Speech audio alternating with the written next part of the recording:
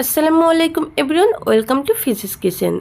আজকে খুবই সহজভাবে চুলায় কিভাবে বিস্কুট তৈরি করে নিতে পারেন সেই রেসিপিটাই শেয়ার করব। যারা কখনো বিস্কুট তৈরি করেননি ইনশাল্লাহ তারাও এই রেসিপিটা ফলো করলে পারফেক্টভাবে বিস্কুট তৈরি করতে পারবে। তো চলুন মূল রেসিপিটা দেখে নেওয়া যাক। প্রথমেই হচ্ছে একটা মিক্সিং বল নিয়ে নিচ্ছি আর তার মধ্যে দিয়ে দিচ্ছি একটা ডিম এবং এইরকম কাপের 1 কাপ চিনি দিয়ে দিচ্ছি, 2 টেবিল চামচ দিয়ে দিচ্ছি তেল, 1 টেবিল চামচ ভ্যানিলা এসেন্স দিয়ে খুব ভালোভাবে ফেটিয়ে নেব। চিনিটা সম্পূর্ণ আপনাদের স্বাদ অনুযায়ী দেবেন।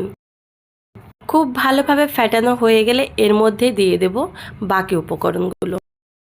এই যে এইরকম কাপের 1 কাপ আমি ময়দা দিয়ে দিচ্ছি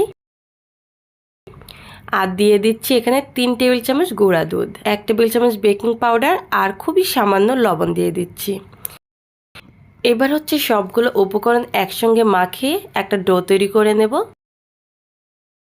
যদি মনে হয় যে ময়দা এখানে লাগবে তাহলে আপনারা ব্যবহার করতে পারেন, এতে কোনোই সমস্যা নেই। তো এই যে একটা সুন্দর এরকম একটা ডো তৈরি করে নিলাম, একদম নরমও না একদম শক্তও না।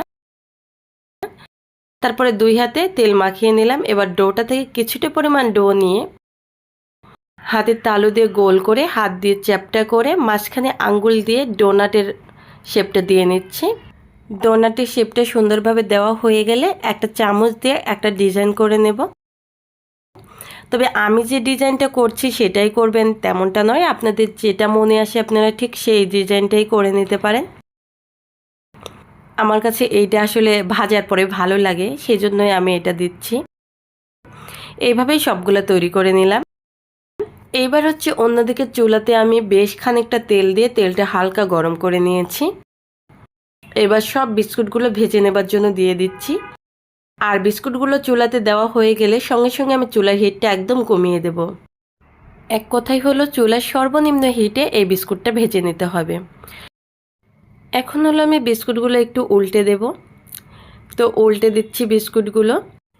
এই বিস্কুটগুলো বেশ কয়েকবার উল্টে পাল্টে বেশ খানিকটা সময় নিয়ে ভেজে নিতে হবে।